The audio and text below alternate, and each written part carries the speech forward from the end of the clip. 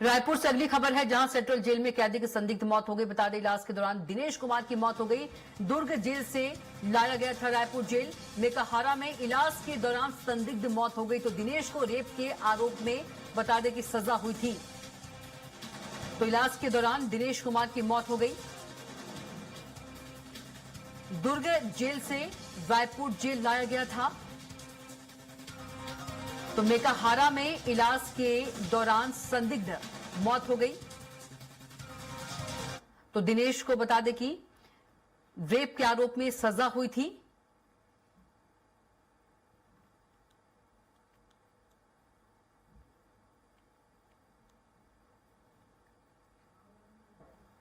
और ज्यादा जानकारी के साथ राहुल अग्निहोत्री हमारे साथ जुड़ गए हैं। राहुल, क्या कुछ इस खबर पर पूरी जानकारी?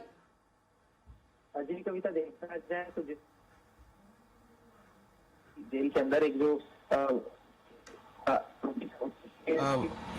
आरोपी था, उसकी संदिग्ध स्थिति में मौत हुई थी और बताया जा रहा था कि उसके द्वारा आत्महत्या की गई है। लेकिन उसके परिवारजनों ने कई सवाल जो है वो खड़े किए थे। उसी के तहत देखा जाए तो अभी फिर से आज रायपुर सेंट्रल जेल में सजा काट रहे एक कैदी की संदिग्ध रूप से मौत हो गई है। उसे दुर्ग से राजधानी रायपुर लाया गया था 26 दिसंबर को और उसके बाद यहाँ पर वो रह रहा था और उसके बाद उसकी हालत बिगड़ती जा रही थी। लगातार उसका तबियत खराब हो रहा था और मेकाहारा अस्पताल में इसे भर्ती कराया गया और उसके बाद देखा गया कि उसकी जो मौत है वो हो गई। अगर दोनों ही आरोपियों को देखें तो एक सिमिलरिटी नजर आती है, जहां पर कविता दोनों ही जो आरोपी थे वो एक पास्को एक्ट के तहत अंदर हुआ था और दूसरा जो है वो रेप का आरोपी था। और इस बीच में जिस तरीके से दोनों की मौत संदिग्ध हालत में हुई है तो कई प्रश्न चिन्ह खड़े करती है, जहां पर पुलिस प्रशासन के जेल प्रशासन के द्वारा जिस तरीके की व्यवस्था वहां पर मुहैया कराई जा रही है वो भी संदेह के घेरे में नजर आती है। क्योंकि देखा जाए यदि कल वाली घटना की बात करें तो आत्महत्या की बात कही जा रही थी। पूरा जो जेल परिसर होता है वो सीसीटीवी कैमरे से लैस होता है और वहां पर यदि इस तरीके की घटना घटित होती है तो साफ तौर पर जो सवाल है वो पैदा होते हैं। उसके साथ में जेल के अंदर जो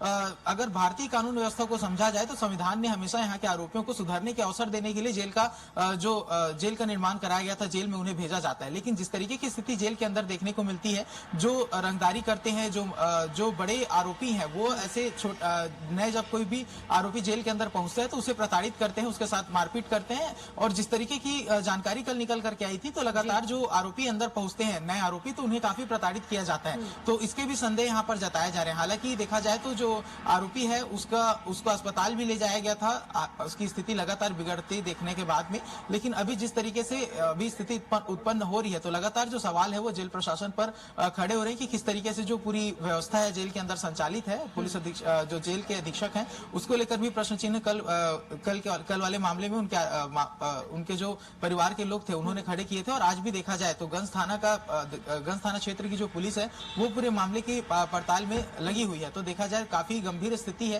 क्योंकि लगातार 2 दिनों से 2 आरोपियों की मौत के बाद पूरी तरीके से जो जेल प्रशासन है वो सवालों के घेरे में घिरता हुआ नजर आ रहा है। जी बिल्कुल, बहुत ही शुक्रिया आपका राहुल जानकारी साझा करने के लिए। और अगली खबर पर भी आप बने रहिएगा, अपडेट लेंगे।